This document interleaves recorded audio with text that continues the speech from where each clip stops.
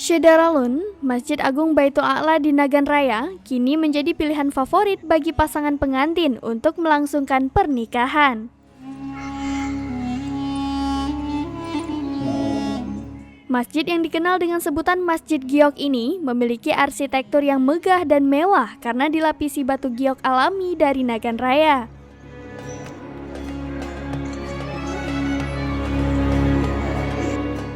Hampir setiap hari, masjid yang diresmikan pada Juni 2022 dijadikan warga sebagai tempat berlangsungnya prosesi pernikahan.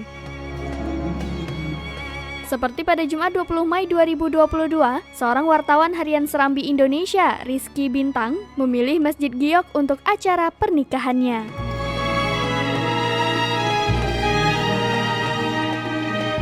Dari Nagan Raya, Rizwan, Serambi On TV.